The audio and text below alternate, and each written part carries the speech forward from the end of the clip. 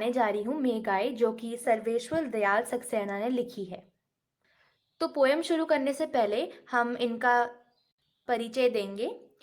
तो मैं आपको इसमें 5 पॉइंट बताने जा रही हूँ। नई कविता के विख्यात कवि श्री सर्वेश्वर दयाल सक्सेना का जन्म उत्तर प्रदेश के बस्ती जिले में 15 सितंबर 1927 ईस्वी को हुआ। सेकेंड पॉइंट, सन 1965 में इन्होंने दिनमान साप्ताहिक पत्रिका के उप संपादक के पद पर कार्य किया। थर्ड पॉइंट, सन 1983 में इनका आकस्मिक निधन हो गया। पॉइंट नंबर 4, इसके बाद इन्हें बच्चों की प्रसिद्ध एवं लोकप्रिय मासिक पत्रिका पराग के संपादन की जिम्मेदारी मिली, जिसका अत्यंत सफलतापूर्वक वहन किया।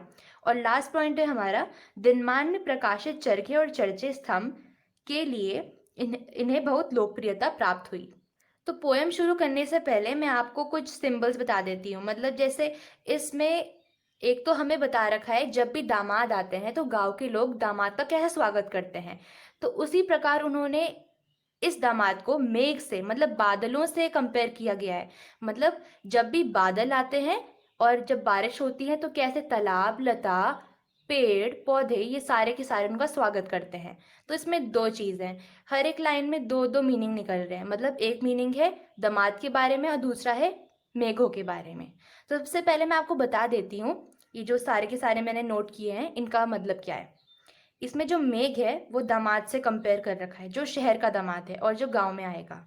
हवा है छोटे छोटे बच्चे, और वो है हमारे गांव के छोटे छोटे बच्चे।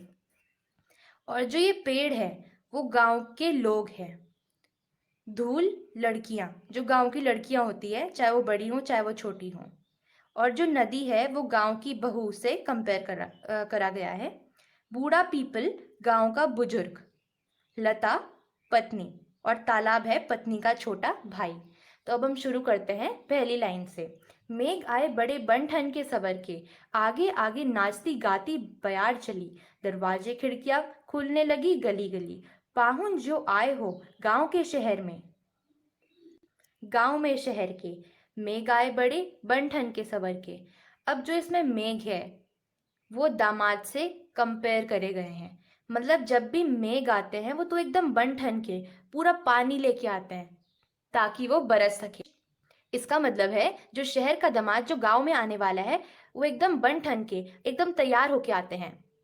आगे आगे नाचती गाती बयार चली, बयार का मतलब हवा होता है। अब मैंने आपको यहाँ पर बताया था कि हवा का मतलब छोटे छोटे बच्चे, जो कि गांव की। तो जब भी गांव का दामाद आता है तो गांव के छोटे छोटे बच्चे उत्साहित हो जाते हैं। वो सोचते कौन आ रखा है आज। इसका मतलब है जो गांव के छोटे छोटे बच्चे होते हैं वो मेहमान को देखकर, मतलब दामाद को देखकर जिज्ञासा से भर जाते हैं और नाचते गाते हुए दामाद का पीछा करने लगते हैं। दरवाजे खिड़कियां खुलने लगी गली गली, पाहुन जो आए हो गांव में शहर के। तो जैसे ही दामाद आ रहे हैं तो वैसे ही गांव के घरों में जो भी दरवाजे हैं, खिड़की है, वो खुलने लग जा रही हैं हर एक गली में जहां से भी दामाद गुजर रहे हैं। अब कोई कोई लोग उनको छुपके से देख रहे हैं, कोई कोई लोग सामने उनके सामने छुप जा रहे हैं, उनसे शर्मा रहे हैं। तो इसमें बता रखा है कैसे गांव के दामाद आते हैं तब लोग उनका कैसे स्वागत करते हैं, लोग कैसे उत्साहित हो जाते हैं। और अगर मेघों की बात करी जाए तो जब भी जैसे ही मेघ आते हैं वो बड़े बन ठन के सवर के आते हैं। सबसे पहले मेघ आते हैं, उसके बाद हवा चलती है, और उसके बाद जो दरवाजे खिड़की होते हैं वो खुलने लग जाते हैं हवा से। तो एक तरफ से इनका मीनिंग यही हुआ, मेघ आए बड़े बन ठन के सवर के। अब हम दूसरा पैरा पढ़ेंगे। पेड़ झुक झांकने लगे गर्दन उचकाए, आंधी चली धूल भागरी घाघरा उठाए। अब मैंने आपको यहाँ पर बताया था पेड़ को कंपेयर किया गया है गांव के लोगों से। तो इन्होंने क्या बता रखा है कि जो गांव के लोग होते हैं वो अपनी गर्दन उचकाते हुए झांकने लग जाते हैं कि कौन आ रखा है आज भाई, देखते हैं हम भी। आंधी चली धूल भागी घाघरा उठाए। अब इसमें धूल का मतलब है वो गांव की लड़कियां जो दामाद को देखकर शर्मा जाती हैं और अपना घाघरा उठा के अपने घरों की ओर चल देती हैं। और बात करी जाए मेघ की, तो अब क्या होता है, सबसे पहले मेघ बन ठन के सवर के आते हैं, हवा चलती है, खिड़की दरवाजे हवा से खुलने लग जाते हैं, और उसके बाद आंधी चलने लगती है, और आखिर में धूल उड़ने लग जाती है। बाकी चितवन उठा नदी ठिठकी घूंघट सरकाए। बाकी का मतलब तिरछी, चितवन का मतलब होता है दृष्टि, और इसमें जो नदी है, मैंने यहाँ पर लिख रखा है, नदी का मतलब है गांव की बहू। तो जो भी गांव की बहू होती है वो तिरछी नजर से दामाद को देखती है और वो भी शर्मा जाती है, तो वो अपना घूंघट सरका के वो भी छुपके छुपके देखती रहती हैं। मेघ आए बड़े बन के सवर के। और अब बादल मतलब मेघों की बात करी जाए तो जैसी मेघ आते हैं तो वैसी नदी भी, ऐसा लगता है नदी बहने लग जाती है तेज तेज। जिस तरफ हवा चलती है नदी भी उस तरफ बहने लग जाती है। मतलब ऐसा लगता है उनको, नदी को देख के ऐसा लगता है कि अपना घूंघट सरका रही है और छुपके छुपके मेघों को देख रही हो। अब इसके पीछे भी एक स्टोरी है। स्टोरी ये है, सावन के महीने में जो दामाद की पत्नी है वो अपने घर में आ रखी है, जो कि गांव में है उसका घर। तो वो सोच रही है कि मेरा दामाद जो मेरा पति है वो मुझे लेने नहीं आएगा, वो तो मुझे भूल गया है। लेकिन बाद में उसको पता चलता है कि वो सब उसका भ्रम था। उसके दामाद, उसका पति उसको लेने आया और आखिर में उनका, उन दोनों के बीच का भ्रम टूट गया था। अब हम थर्ड पैरा पढ़ेंगे। बूढ़े पीपल ने आगे बढ़कर जुहार की, बरस बाद सुधी लीनी, बोली अकुलाई लता ओट हो किवाड़ की, हरसाया ताल लाया पानी परात भर के, मेघ आए बड़े बंठन के सवर के। अब मैंने यहाँ पर लिखा है कि जो बूढ़ा पीपल है उसको गांव के बुजुर्ग से कंपेयर करा गया है। तो जो गांव का बुजुर्ग है उनकी बहुत रिस्पेक्ट होती है और वो ही सबसे, क्योंकि बड़े एल्डर सिटीजन होते हैं गांव के, इसलिए वो ही स्वागत करते हैं अपने दामाद का। बूढ़े पीपल ने आगे बढ़कर जुहार की, जुहार का मतलब अभिवादन, स्वागत किया। अब बरस बाद सुधी लीनी, इसका मतलब है 1 साल के बाद मेरी खोज खबर ली। अभी कौन कह रहा है?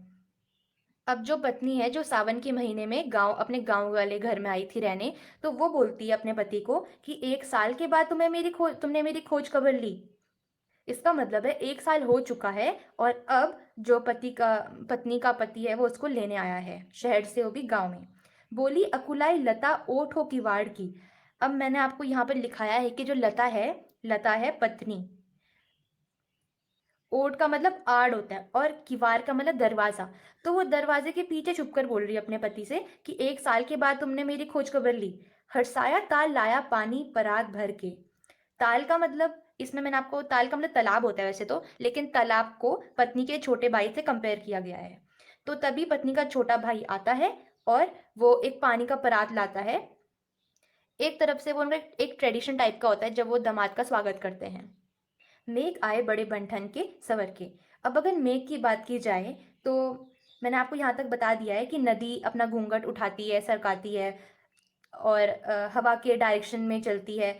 और अब इसमें क्या बता रखा है, जैसी बारिश आने ही वाली है, मेघ आ चुके हैं, तो जो पेड़ होते हैं वो हिलने लग जाते हैं तेज तेज, और यहाँ तक कि जो तालाब है ऐसा लगता है कि वो उसका स्वागत कर रही है। अब हम लास्ट पैरा पढ़ेंगे जो कि फोर्थ पैरा है, और ये सबसे इंपॉर्टेंट पैरा है क्योंकि इसमें काफी मीनिंग्स हैं। क्षितिज अटारी गहराई दामनी दम की, क्षमा करो गांठ खुल गई अब भरम की, बांध टूटा झरझर मिलन के अक्षु डर के, मेघ आए बड़े बंठन के सवर के। उससे पहले मैं आपको क्षितिज का मतलब बताती हूँ। क्षितिज का मतलब होता है होराइजन, मतलब जहां धरती और आकाश मिलते हुए से लगते हैं लेकिन असलियत में मिलते नहीं है। और जिसमें अटारी है वो है मकान का ऊपरी भाग। और जो ये गहराई है मतलब गहरा रंग, मतलब काला रंग, इसका मतलब है जो आसमान है पूरा काला रंग का हो चुका है अब। दामिनी मतलब बिजली, दमकी मतलब चमकती है।